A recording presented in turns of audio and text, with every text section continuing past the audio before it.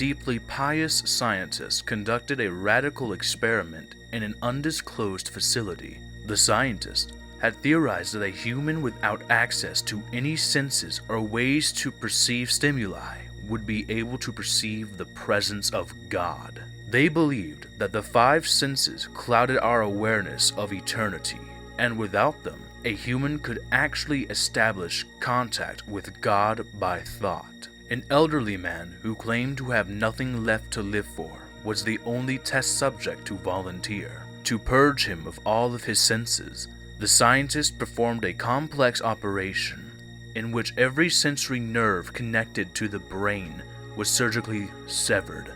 Although the test subject retained full muscular function, he could not see, hear, taste, smell, or feel. With no possible way to communicate with or even sense the outside world, he was alone with his thoughts. Scientists monitored him as he spoke aloud about his state of mind in jumbled, slurred sentences that he couldn't even hear. After 4 days, the man claimed to be hearing hushed, unintelligible voices in his head.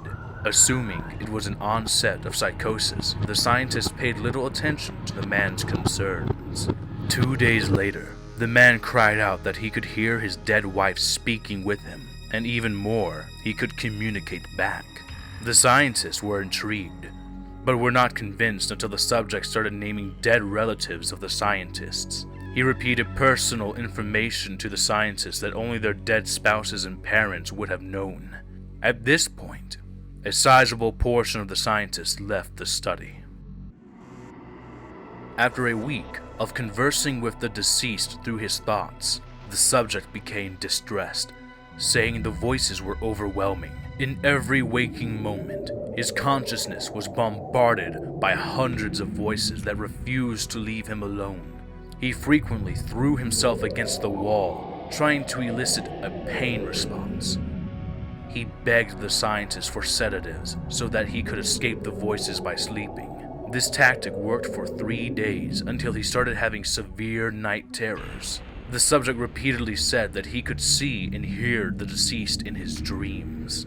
Only a day later, the subject began to scream and claw at his non-functional eyes, hoping to sense something in the physical world. The hysterical subject now said that the voices of the dead were deafening and hostile, speaking of hell and the end of the world. At one point he yelled, "No heaven, no forgiveness," for 5 hours straight. He continually begged to be killed, but the scientists were convinced that he was close to establishing contact with God. After another day, the subject could no longer form coherent sentences. Seemingly mad, he started to bite off chunks of his flesh from his arm. The scientists rushed to the test chamber and restrained him to a table so he could not kill himself. After a few hours of being tied down, the subject halted his struggling and screaming. He stared blankly at the ceiling as teardrops silently streaked across his face. For 2 weeks, the subject had to be manually rehydrated due to the constant crying.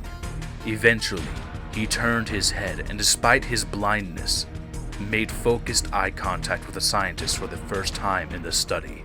He whispered, "I have spoken with God, and He has abandoned us." His vital signs ceased. There was no apparent cause of death.